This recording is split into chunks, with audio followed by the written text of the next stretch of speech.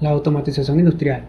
La automatización industrial es la aplicación de diferentes tecnologías para controlar y monitorear un proceso, máquina, aparato o dispositivo que por lo regular cumple funciones o tareas repetitivas, haciendo que opere automáticamente, reduciendo así al mínimo la intervención humana. Lo que se busca con la automatización industrial es generar la mayor cantidad de producto en el menor tiempo posible, con el fin de reducir los costos y garantizar una uniformidad en la calidad. La automatización industrial es posible gracias a la unión de distintas tecnologías, por ejemplo la instrumentación, que esta nos permite medir las variables de la materia en sus diferentes estados, ya sea sólido, líquido o gaseoso. Eso quiere decir que medimos cosas como el volumen, el peso, la presión, entre otros. La neumática, los servos y los motores son los encargados del movimiento. Nos ayudan a realizar esfuerzos físicos, eso quiere decir como mover una bomba, prensar o desplazar un objeto. Y los sensores nos indican lo que está sucediendo con el proceso, donde se encuentra en un momento determinado y dar la señal para que siga el siguiente paso. Los sistemas de comunicación enlazan todas las partes y los controladores lógicos programables o PLC se encargan de controlar que todo tenga una secuencia, toma de decisiones de acuerdo a una programación preestablecida, y esta se encarga de que el proceso cumpla con una repetición. A esta debemos añadir otras tecnologías como el vacío, la robótica, la telemetría y otros más. La automatización industrial en muchos sectores de la economía, como en la fabricación de alimentos, en los productos farmacéuticos, productos químicos, en la industria gráfica, la petrolera, automotriz, plásticos, entre otros sectores en los cuales generan beneficios. En el sector industrial se distinguen tres tipos de automatización según el grado de producción y las necesidades de las empresas.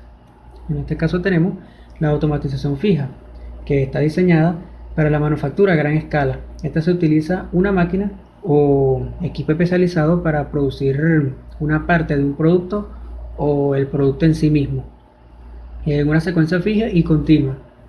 Este tipo de automatización es ideal en la fabricación de grandes volúmenes de productos que tienen un ciclo de vida largo, un diseño invariable y una amplia demanda de los consumidores, y sus principales limitaciones son el alto costo de la inversión inicial y la poca flexibilidad del equipo para adaptarse a los cambios del producto. Luego acá tenemos la automatización programable, que esta es adecuada para un volumen de producción más pequeño, segmentado por lotes. Permite cambiar o reprogramar la secuencia de operación por medio de un software para, para incluir las variables o las variaciones del producto. Ahora tenemos la automatización flexible, que es pensada para un nivel de producción medio. Es la ampliación de la automatización programable. Esta reduce el tiempo de programación del equipo y esta permite alterar la elaboración de dos productos en serie, entre paréntesis en serie, al mezclar diferentes variables. La flexibilidad se refiere a la capacidad de los equipos para admitir los cambios en el diseño y configuración del producto, reduciendo así los costos para las diferentes compañías. En este caso tenemos la ventaja de la automatización industrial. En esta tenemos que disminuye los costos, aumenta la eficiencia del proceso productivo, agiliza la respuesta a las demandas del mercado, reemplaza al hombre en trabajos de gran esfuerzo que ponen en peligro su integridad, favorece la competitividad empresarial, mejora la seguridad de los procesos y la calidad del producto, ya que el ser humano no interviene en esos procesos, y permite hacer un control de calidad más exactos. Entre sus desventajas tenemos que genera dependencia tecnológica, requiere una gran inversión inicial, falta de personal capacitado para el manejo de los equipos y resistencia de los operarios al cambio. Ahora vemos la instrumentación en la industria. Es el grupo de elementos que sirven para medir, convertir, transmitir, controlar o registrar variables de un proceso con el fin de optimizar los recursos utilizados en este. Ese conocimiento de la correcta aplicación de los equipos encaminados para apoyar al usuario en la medición, regulación, observación, también la transformación y ofrecer seguridad, entre otros. de una variable dada de un proceso productivo. Un sistema de instrumentación es una estructura compleja que agrupa un conjunto de instrumentos, un dispositivo o sistema en el que se mide, unas conexiones entre estos elementos y por último, y no menos importante, unos programas que se encargan de automatizar el proceso y de garantizar la repetibilidad de las medidas. En términos abstractos, un instrumento de medición es un dispositivo que transforma una variable física de interés que se denomina como una variable medida. El elemento clave fundamental de un sistema de instrumentación es el elemento sensor.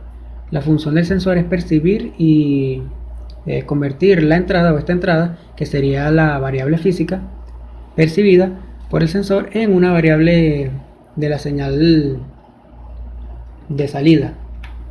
En este caso, tenemos que en la instrumentación las variables a medir o controlar pueden ser una variable física, que en este caso tenemos el caudal, tenemos el caudal másico y el caudal volumétrico. Otra variable física es la presión, la temperatura. En el caso de nivel tenemos el nivel de líquidos, nivel de sólidos, tenemos la velocidad, tenemos el peso, la humedad y el punto de rocío. Ahora tenemos las variables químicas, que sería como el pH y la conductividad eléctrica. La instrumentación puede formar estructuras complejas para medir, controlar y monitorear todos los elementos de un sistema industrial. Sus aparatos son aplicados a máquinas como calentadores, reactores, bombas, hornos, prensas, refrigeradores, máquinas y una gran variedad de máquinas o instalaciones. En este caso tenemos las imágenes, los calentadores, las bombas, los hornos, las prensas y los compresores. Ingeniería de proyectos de instrumentación y control. Hoy en día la mayoría de las industrias tiene algún grado de automatización con el objeto de operar plantas al máximo de su capacidad dentro de límites estables, con el mínimo personal posible. Hoy en día es común encontrar 2 o 3 operadores por turno, operando una planta industrial de mayor capacidad y complejidad que las antiguas. Esto ha sido posible gracias a la automatización y a los avances obviamente de la electrónica. Sin embargo, las plantas industriales, automatizadas o no, son diseñadas y construidas por personas con distintas habilidades y conocimientos para desarrollar proyectos, también llamada la etapa de la ingeniería. En este caso tenemos los procesos, la mecánica, la civil, la eléctrica y la instrumentación. En los procesos la integran personas que calculan y diseñan equipos de la planta, su interrelación y el funcionamiento en estado estacionario. En la mecánica la integran personas que especifican y detallan el equipamiento mecánico. El civil son aquellas personas que realizan el diseño civiles y estructural para la soportación de los equipos y edificios. En la eléctrica son aquellas personas que diseñan el sistema eléctrico de alimentación. Y en la instrumentación son aquellas personas encargadas de diseñar la instrumentación necesaria para la operación de la planta en el grado de automatización que desee el cliente o la compañía. Entonces, al decir personas, nos referimos a los profesionales, o sea, ingenieros, técnicos y proyectistas y dibujantes. Entonces, para que el proyecto tenga éxito, todas las disciplinas deben trabajar coordinados. El documento más importante es el PID, que indica claramente cómo debe funcionar la planta y lo utilizan todos los integrantes del proyecto, que es como acá podemos observar en la imagen. Por lo menos aquí tenemos un simplificado de una planta de refinación, que esto lo debe tener en mano el de instrumentación, el ingeniero de instrumentación. Entonces, una vez finalizada la etapa de ingeniería, se compran los equipos de instrumentaciones específicos para su debida aplicación. Esto fue toda mi exposición y espero que le haya... Un saludo a todos, mi nombre es Emily González y les voy a hablar sobre la ingeniería de proyectos y los tipos que hay. Según el autor Gabriel Bacurbina, el objetivo general del estudio de ingeniería de proyectos es resolver todo lo concerniente a la instalación y el funcionamiento de la planta. Desde la descripción del proceso, adquisición de equipo y maquinaria, se determina la distribución óptima de la planta hasta que se pueda definir la estructura de organización y jurídica que habrá de tener la planta productiva. El diseño y la construcción de una planta de procesos nunca puede ser llevada a cabo por profesionales de una sola rama de la ingeniería. Debe resultar de los esfuerzos coordinados de diferentes personas, como ingenieros químicos, mecánicos, electricistas y civiles, así como especialistas en otros campos. Sin embargo, este esfuerzo combinado debe ser dirigido por un solo individuo, que es capaz de guiar a los ingenieros, anticipar los problemas rutinarios y programar las diversas tareas que se van a realizar. Se deben determinar para realizar un proyecto los procesos, equipos, recursos humanos, mobiliario, equipo de oficina, entre otras. Los deberes del ingeniero de proyecto para una planta de procesos demandan conocimientos de otros campos de la ingeniería y de administración de empresa y economía. Entre los principales tipos de proyectos se encuentran los proyectos de instalaciones y plantas industriales, que consta en la realización de distintos tipos de plantas e instalaciones cuya ejecución constituye un proyecto completo en todas sus fases y aspectos.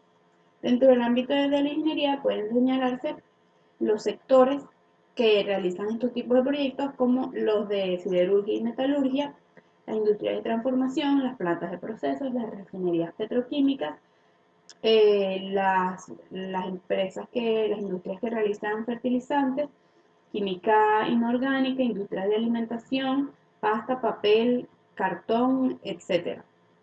También están los proyectos de líneas y procesos de producción industrial, que consta en que las grandes plantas industriales están formadas por un conjunto de edificios e instalaciones, donde se realizan y donde se albergan las líneas de producción, las cuales están idealizadas por proyectos independientes que estudian y diseñan los procesos. Normalmente, este tipo de proyectos lo realizan las líneas de transporte de energía eléctrica, las redes de distribución de energía eléctrica, el almacenamiento, líneas y redes de transporte y distribución de combustible, la calefacción y climatización y la electrónica industrial. También están los proyectos de máquinas, equipos y sus elementos, que son los proyectos correspondientes a las máquinas y equipos que configuran cualquier instalación industrial e incluso el de los elementos que los componen. Esto se basa en el diseño de las máquinas que origina auténticos proyectos industriales, aunque con unas características especiales, ya que este tipo de proyectos prevalece en el tiempo y son de menor importancia a comparación con los proyectos mencionados anteriormente. Entre los pasos para un proyecto está la fase inicial, la fase intermedia y la fase final. La fase inicial consta por la descripción del proceso, que es la primera etapa, en la cual se definen las características, planos, investigaciones de mercado y se refiere a lo que se va a obtener o sacar de un producto. Y para ello se tiene que acompañar en detalle las propiedades de la línea de producción. Se estudian las propiedades técnicas, la composición físico-química del producto o del proceso y las especificaciones técnicas, así como también la línea de producción, el nombre de comercialización, entre otras. La siguiente etapa es la etapa de financiamiento, que son los recursos financieros que se requieren para atender una necesidad de inversión de una planta para la realización de un proyecto. Los recursos económicos pueden ser propios de fuentes internas o fuentes externas y permiten escoger entre varios tamaños de proyecto, las diferencias de costos y las diferencias de rendimientos económicos. Esta también está conformada, esta etapa, por los suministros e insumos en los que se describen de forma completa cuáles son las materias primas y los materiales que se van a emplear y cuál va a ser su costo, al igual que cuáles van a ser los proveedores de los suministros, si va a ser importado o si va a ser nacional. La siguiente fase es la fase intermedia, que consta de las etapas de estudio de diagrama del proceso, en el que se representa y se estudia el proceso productivo y se puede estudiar mediante los métodos de diagramas de bloque y diagramas de flujo. También está la siguiente etapa, que es la ubicación en planta, que consta en conocer en detalle la distribución que se presenta en el diseño de planta y determinar el proceso. Se cuantifican las necesidades de requisición o requerimiento de producción, también la distribución, la colocación de los equipos y los procedimientos. Los objetivos principales de una distribución de planta es que se logre la integración total, la mínima distancia de recorrido, la utilización de espacio físico, que haya seguridad y bienestar para el trabajador y flexibilidad. La siguiente etapa es la selección de la tecnología, que consta en la elección de la tecnología que se va a utilizar para realizar el proceso o para realizar el producto. Esto debe hacerse tomando en cuenta la relación a los procesos, la capacidad de producción, la maquinaria, el equipo, los desechos industriales y aspectos relativos a la propiedad intelectual. Se estudia también el uso de la capacidad instalada, las fuentes de abastecimiento, la mano de obra que se dispone, la asistencia técnica que se requiere para este tipo de tecnología, la experiencia en el uso de esta tecnología, los aspectos medioambientales según las normas que tiene la empresa y la posibilidad de adecuación a otras plantas. También está la siguiente fase, que es el proceso de producción, que consta en el desarrollo del procedimiento técnico que se utiliza en el proyecto para obtener los bienes y servicios a partir de una serie de materiales o insumos, y se identifica como la transformación en productos mediante la participación de tecnología, materiales, mano de obra, entre otros. Para este paso se deben de conocer los procesos de instalaciones, el proceso de elaboración, los insumos o suministros, la tecnología, qué métodos se usaron, las técnicas, el equipo, las maquinarias y el procedimiento, cuáles son las tácticas y los recursos humanos. Por último, se llega a la fase final, que es donde se obtiene el resultado o la salida del proceso realizado. Este pasa por un control de calidad que permite probar la necesidad de mejoramiento, identificar los proyectos concretos de mejoramiento, probar que la solución es efectiva bajo condiciones de operación, proveer un sistema de control para mantener la ganancia. La responsabilidad del ingeniero de proyecto, que es el encargado, no termina hasta que el departamento de operación demuestra que la planta que se diseñó satisface las especificaciones de diseño y proceso y las garantías mecánicas. Las alternativas de control. Los controles que normalmente maneja un proceso permiten que de manera eficiente la función de mantener estable un sistema sea exacta, es decir, ayuda bastante a la estabilidad del sistema según el tipo de control que se le diseñe. Pero algunos sistemas son vulnerables a cambios e incertidumbres que no se tomaron en cuenta al momento de diseñar el control del proceso.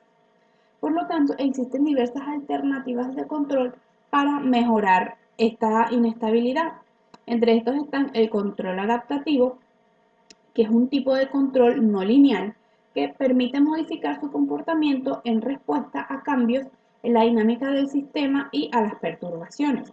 Es un mecanismo de adaptación que presenta una solución a tiempo real al problema de diseño para sistemas con parámetros conocidos.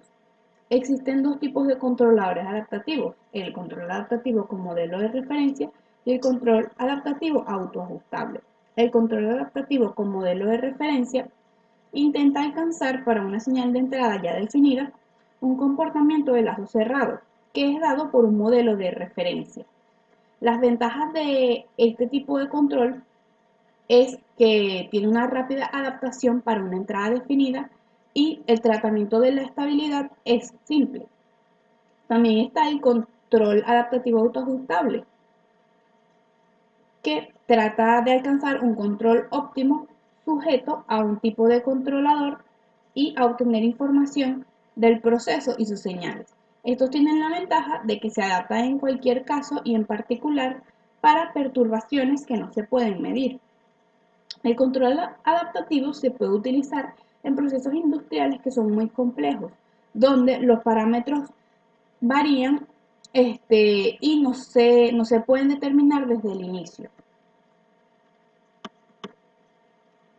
Otra alternativa es el control robusto, que es un enfoque al diseño de control que explícitamente se ocupa de la incertidumbre.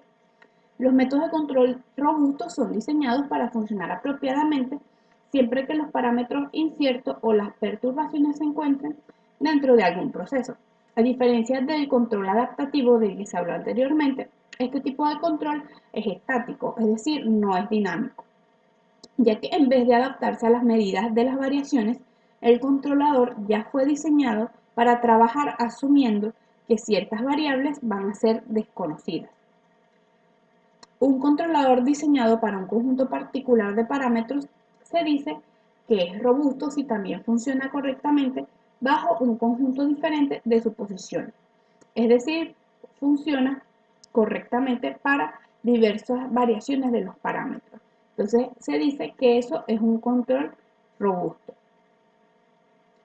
Un ejemplo de este tipo de control son los lazos donde se obtiene una alta ganancia de retroalimentación, ya que el efecto de las variaciones de cualquier parámetro va a lograr que este sea despreciable. Pero el mayor obstáculo para alcanzar altas ganancias en un lazo cerrado es la necesidad de mantener la estabilidad del sistema.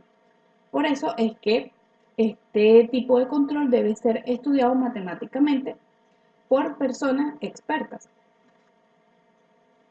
Otros ejemplos de control robusto incluyen, además del de alta ganancia de realimentación, está el de modo deslizante y modo terminal deslizante.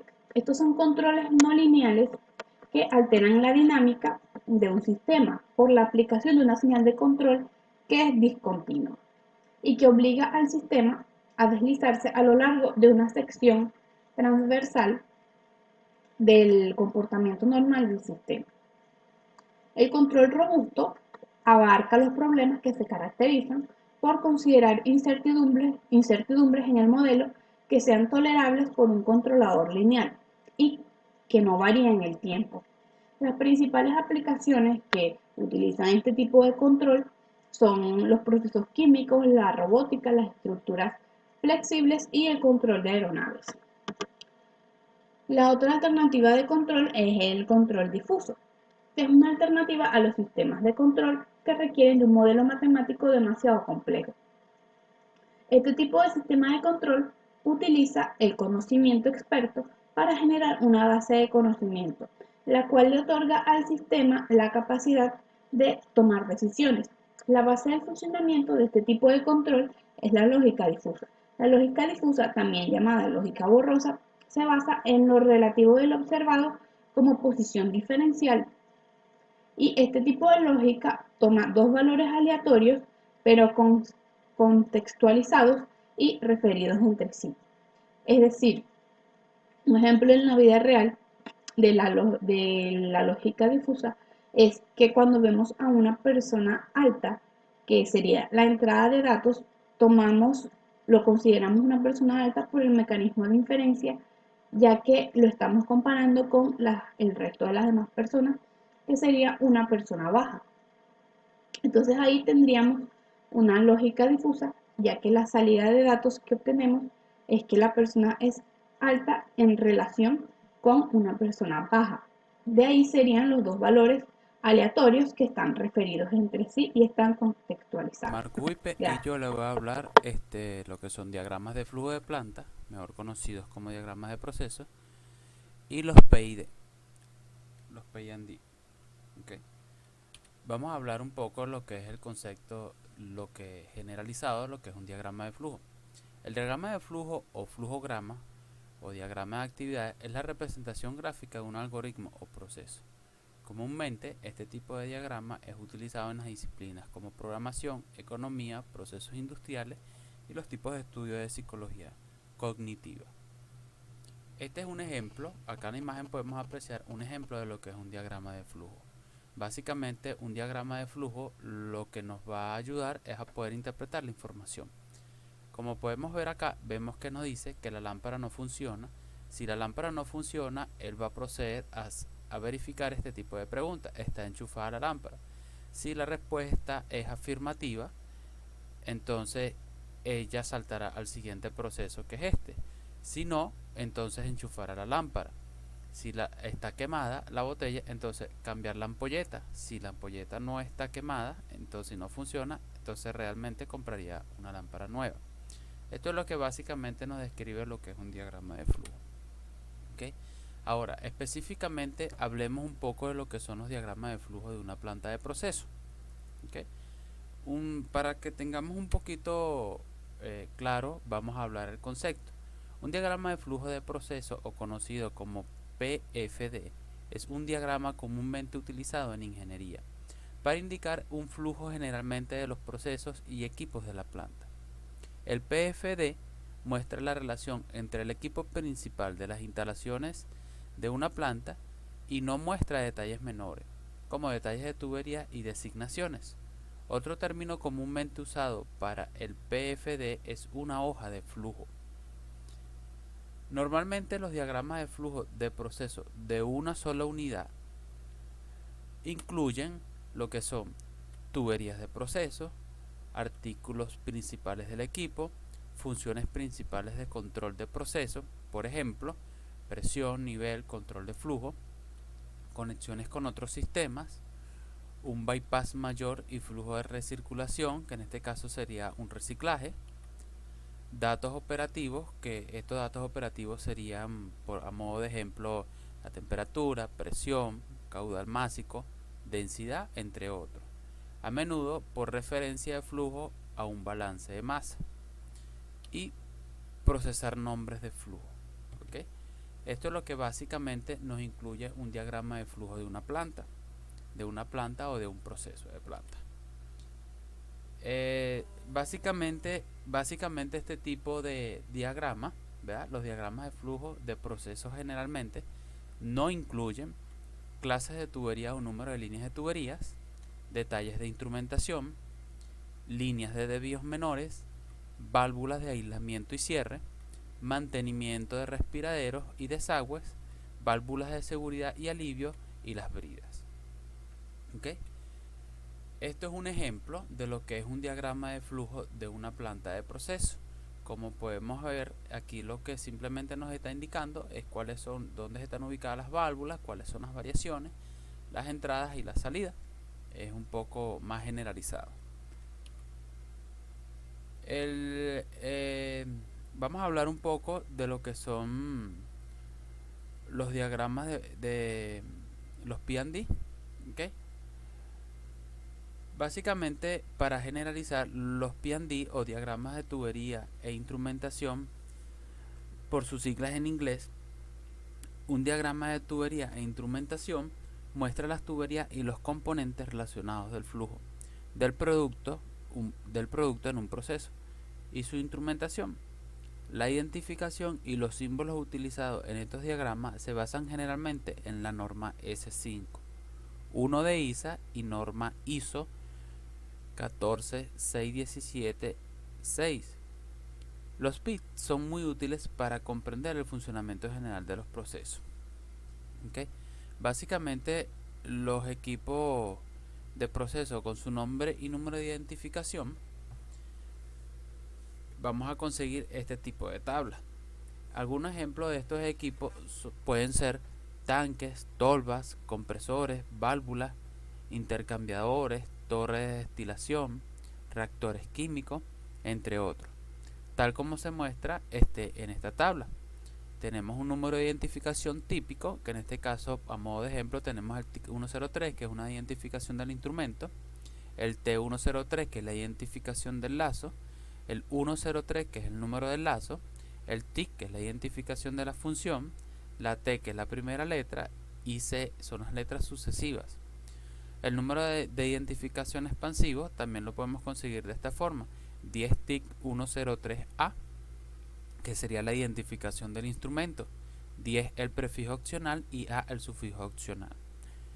Notemos que los guiones son opcionales como separadores. ¿Okay? Esto nos va a indicar de que el número de identificación es un tipo de número de identificación expandido. ¿Okay? Básicamente vamos a conseguir dentro de lo que son este tipo de diagramas de tuberías o instrumentación. Una clase muy común van a ser las letras identificadoras, que en esta tabla que vemos aquí vemos que por lo menos la primera letra nos va a identificar lo que son las variables medidas o indicadas, y el modificador. Tenemos básicamente el abecedario completo, que es de A hasta la Z, donde A es análisis, B es esquemador combustión, C elección del usuario. De elección del usuario tenemos como un modificador un diferencial. Tenemos E como voltaje, F como flujo, que su modificador sería una relación o una fracción.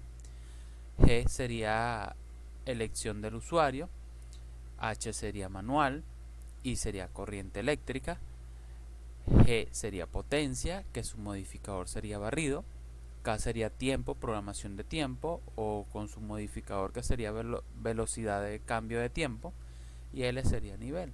Ahora, las letras siguientes, vamos a poderlo, si está en una letra siguiente, entonces una función de lectura o pasiva sería alarma, sería elección, en este caso la B, en el mismo orden que se dijo. Elección del usuario sería, su función de salida sería la elección del usuario, y el modificador seguiría siendo la elección del usuario. Tenemos lo que es una función de salida nada más, que es control, que en este caso sería la C. La D no posee ningún tipo de indicador. Tenemos los sensores, que son los elementos primarios. En la E, la F no posee ninguna designación. Vidrio o dispositivos para observar sería la G. H sería un modificador alto. I sería una indicación. J no posee ningún tipo de asignación. K sería estación de control. Y L sería luz, y el modificador sería bajo.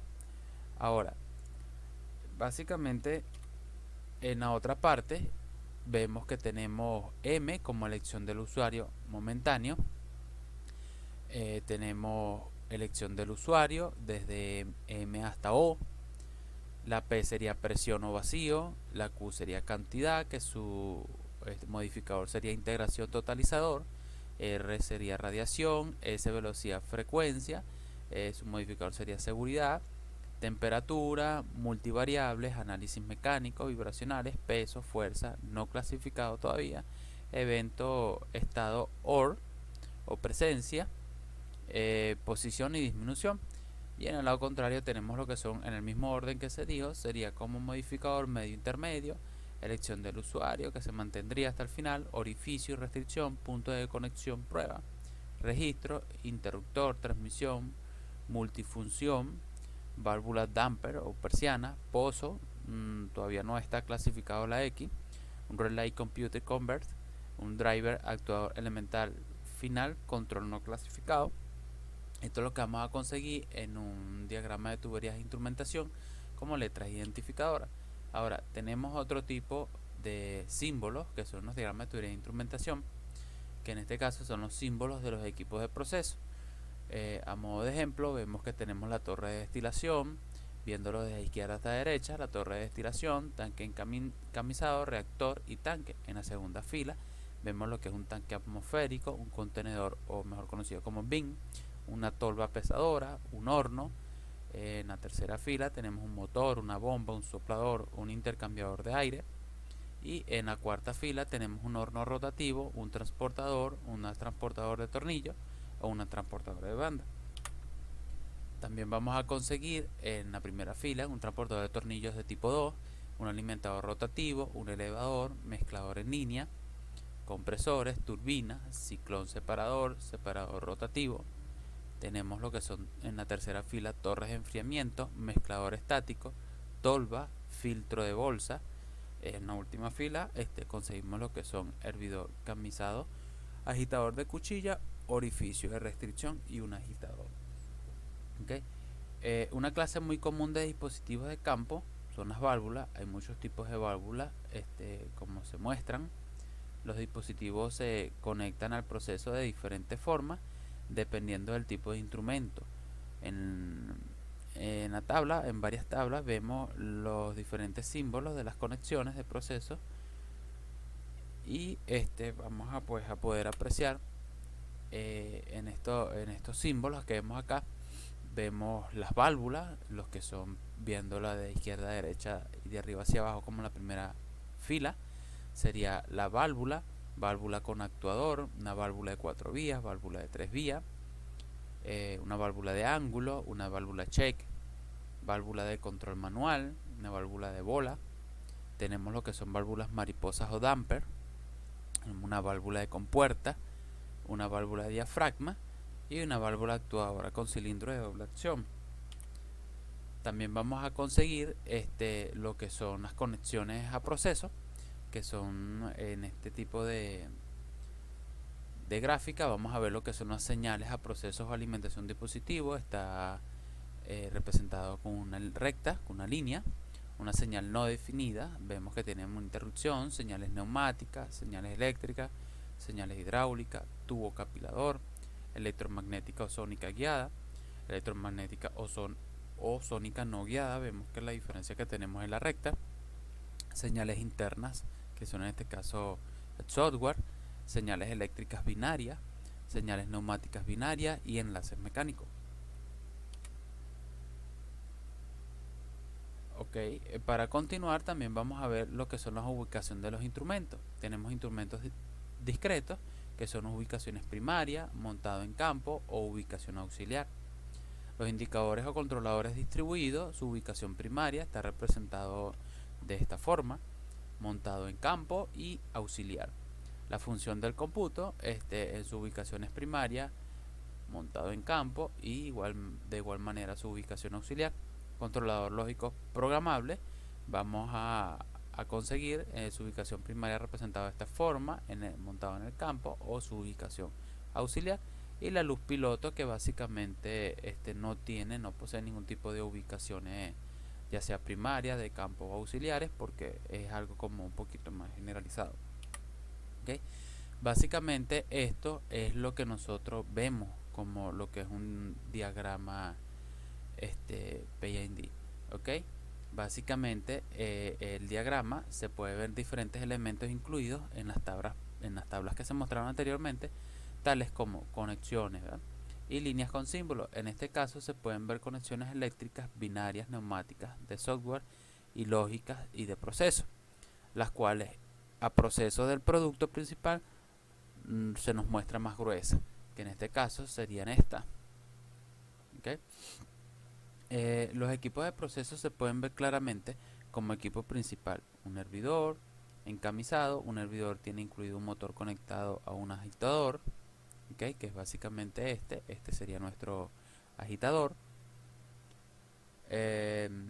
además de un sensor de temperatura conectado a un transmisor de temperatura TT. También están conectados todas sus tuberías del producto. En una de las líneas hay un orificio de restricción o una placa de orificio, ¿okay?, como elemento primario de la medición de flujo. Por lo tanto, está conectado a un transmisor de flujo de tipo FT, ¿okay?, que sería que nos tiene, que vemos acá, ¿okay?, de tipo FT. La salida de transmisión va a un controlador indicador de flujo de TIF 409. ¿Okay? Además, el transmisor de TTT, se ha mencionado en el párrafo anterior, está conectado a un controlador indicador de temperatura TIC 306. En la mayoría de las tuberías de productos se pueden ver válvulas. Estas válvulas son las que controlan el flujo del mismo. Podemos ver válvulas proporcionales, válvulas actuadas por cilindro, válvulas de compuertas, operaciones manuales. En detalle, en la parte inferior se puede ver una válvula de 3 vías que está conectada a la alimentación del aire. Todas las válvulas accionadas por cilindro o las YB están conectadas en un controlador lógico programable, o lo que se conoce como un PLC en el JIC 2. En el detalle de la parte inferior se puede ver la indicación de la posición de la válvula. En este caso se usan las siglas ZSH y ZSL para indicar que la válvula está abierta y cerrada respectivamente, que sería en este caso que están acá. ¿Okay? Y esto es todo lo que por el momento, y bueno, espero que haya sido Buenos útil. días. Para continuar la exposición de mis compañeros, bueno, continúo con el tema que sería ya el diagrama de instrumentación y tuberías o el PID. Bueno, como ya bien sabemos, o sea, nuestros diagramas de instrumentación y tuberías nos muestran los componentes y las tuberías relacionadas del flujo de un proceso físico que se utiliza más esto se utiliza más comúnmente en el campo de la ingeniería como tal, o sea, para la identificación de equipos en un proceso y para la creación de estos. Estos son planos, son principalmente fundamentales para el mantenimiento y modificación de procesos que representan modificación de procesos, estos representados de una manera gráfica para el mejor entendimiento de lo que ocurre durante el proceso. En sí, ¿en qué consisten los PID? Principalmente consisten en evaluar los procesos de construcción, servir como base para la programación de controles, desarrollar pautas y estándares o sea, de modo de que todo todo el grupo de trabajo, todo el personal pueda manejar, o sea, pueda interpretar bien el funcionamiento de la planta, del proceso. Bueno, esto en esta parte, aportar un lenguaje común entre el personal, entre todos los operarios, elaborar recomendaciones y para estimaciones de costos, ya sea para ampliación o X para mejorar el proceso, diseño de equipos, diseño de tuberías. ¿Qué cosas se deben incluir en el PID? Entre estas cosas está, bueno, se deben incluir los equipos mecánicos con sus respectivos nombres y números, o sea, sus identificaciones, todas las válvulas y sus identificaciones, las tuberías de proceso con sus tamaños y identificaciones, así como también conductos de ventilación, conductos de drenaje, accesorios especiales, conductos de muestreo, reductores, incrementadores y estampadores de martillo. O sea, todo lo relevante, todos los instrumentos que se encuentren en el proceso. Al arranque permanente de conductos de descarga, direcciones del flujo, referencias de interconexiones, controles de entrada y salida, interbloqueo, entradas del sistema de control de computadoras, identificación de componentes y subsistemas, así como la secuencia física prevista por el equipo y la clasificación y capacidad de los equipos que se encuentran. ¿Qué cosas no debe incluir el plano? O sea, a la hora de que lo estemos elaborando, las válvulas de raíz de instrumentos, no se deben incluir tampoco los relés de control ni los interruptores manuales, así como también tuberías y válvulas básicas de instrumentación. Tampoco se incluyen los datos de presión, temperatura o flujo, los datos de variables, ni tampoco se incluyen en las conexiones codos, uniones en T y accesorios estándares similares, o sea, básicos de eso. Tampoco es muy importante que tampoco se incluyan lo que es, o sea, notas explicativas extensas, porque precisamente se busca que estos planos aporten la mayor cantidad de información con la menor cantidad de datos, o sea, de palabras, de modo que sean entendibles a un lenguaje de una manera gráfica, que uno pueda entender de una manera gráfica qué es lo que está ocurriendo en el proceso, cómo funciona la planta, o sea, el proceso. ¿Qué aspectos hay que tener como principal para crear un PID? Bien, principalmente o sea, crear y verificar una lista de todos los equipos que se encuentren en el sistema, usar los símbolos correspondientes para identificarlos. Como al referirme a símbolos me refiero tanto como a gráficos y a su identificación, o sea, a su función de acuerdo a la nomenclatura establecida por las normas ISA y a su ubicación en el sistema, que esto va dado por los lazos también. También tenemos que tener en cuenta cómo se van a conectar los tubos y el equipo, por lo que tendríamos que revisar los detalles, o sea, revisar detalles el funcionamiento de la planta varias veces. Esto en busca de ineficiencias. De igual manera, si contamos con, si la planta cuenta con un personal de operarios, ingenieros X, tratar de colaborar de modo que a la hora de elaborar el plano todos puedan manejar un mismo lenguaje, un mismo lenguaje, un mismo entendimiento, que todos tengan un mismo nivel de entendimiento del funcionamiento de la planta. O sea, por lo que siempre es bueno ir consultando. Y yéndome un poco a lo que son las normas ISA y a su simbología.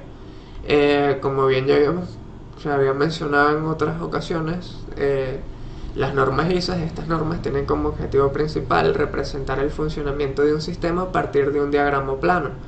Esto de acuerdo a un conjunto de símbolos utilizados para la designación de los instrumentos de control y la medición de señales. O sea, que busca las normas ISA que buscan estandarizar la simbología y la nomenclatura de los equipos, de modo que todos los diagramas, todos los planos se elaboran bajo un mismo estándar que facilite el entendimiento de todos los operarios e ingenieros en distintos lugares. O sea, que se maneje un mismo lenguaje. ¿En qué se aplican las normas ISA? En bocetos del plano, papeles técnicos, literatura y discusiones, diagramas de sistemas de instrumentación, diagramas de vuelta, diagramas lógicos, diagramas de flujo de proceso, mecánicos, especificaciones de órdenes de compra de manifiesto y otras listas, identificación de instrumentos y funciones de control, instalación de operaciones de instrucciones de mantenimiento, dibujo, archivos, expansión se busca expandir una planta igual también. Las normas ISA principalmente se rigen bajo la norma, la ANSI ISA 5.1 y la ANSI ISA 5.3. Bueno, la 5.1 está, la que es la más importante, está lo que es la identificación y símbolos de instrumentación, y la 5.3 ya se encuentra en lo que es la parte de los símbolos gráficos para el control distribuidos y de los sistemas lógicos y computarizados. O sea, la identificación de los equipos computarizados ya en el sistema, en el plano. Bueno, también nos encontramos con la 5.2, que ya son los diagramas lógicos binarios, la 5.4, que están los diagramas de lazo de instrumentación, y la 5.5, que ya engloba lo que es los símbolos gráficos para la identificación de los procesos. Abarcando un poco la 5.1, que es la más importante, entra lo que es la identificación, o sea, la nomenclatura que se utiliza para identificar los instrumentos en el proceso. Como tengo aquí en la imagen, tenemos un símbolo gráfico que está dividido en dos partes. Que tenemos en la parte de arriba, por llamarlo así? Tenemos que la identificación del tipo de instrumento, y en nuestra parte secundaria tenemos lo que es el número de lazo de control. ¿Qué nos dice este número de lazo de control? Nos dice la ubicación del instrumento. O sea, estos números nos ubican en qué parte, o sea, en qué lazo está ubicado nuestro instrumento, nuestro equipo. En cuanto a la nomenclatura de la identificación del instrumento, o sea, de qué tipo de instrumento, entra lo que es o sea, lo que tendríamos las variables y la función. O sea, cuando me refiero a variable, entra la parte que, o sea, medición de nivel, flujo, tensión, presión, ese tipo de variables. Y ya la función es si es, por decir algo, una válvula, un termómetro, X instrumentos. O sea, ya la función se enfoca en el instrumento, y la variable en la medición. En la primera letra tenemos lo que sería la identificación de la variable, y en las letras posteriores, en las letras del resto de la columna, ya está la identificación de la función del instrumento como tal. O sea, qué función cumple el instrumento. Continuando, tenemos lo que es con la simbología, ya entra en parte lo que es la 5.3, que es los símbolos gráficos de la parte o sea, de los controles compartidos, display y funciones de computadora. Estos se subdividen, o sea, esta tabla muy simple, tenemos lo que son los que accesibles al operador, los que están montados en el campo, y los auxiliares de igual manera accesibles al operador. O sea, los que tenemos en la tabla de arriba son principalmente aquí los instrumentos, los computarizados accesibles a los operadores, que como ven en la simbología están dados o sea, la división está dada por una línea recta, o sea, normal. Y en cambio aquí en la tabla que se encuentra debajo, tenemos lo que son ya los instrumentos que no son accesibles al operador, dados por líneas segmentadas. De igual manera, los accesibles al operador están los auxiliares, que a diferencia va dado por doble línea, y los montados en el campo que no poseen esta línea. Muy bien, continuando, tenemos lo que ya serían la simbología de las conexiones, algo a las tuberías también. Donde, como tenemos aquí, tenemos la limitación de instrumento de conexión al proceso, una línea recta, una señal neumática, señal eléctrica que está por una línea segmentada, otra señal eléctrica que es muy similar a la señal neumática, salvo que son dadas por tres rayas, o sea, tres segmentos de rayas, un sistema térmico, o sea, tubo capilar, señal hidráulica, una señal electromagnética.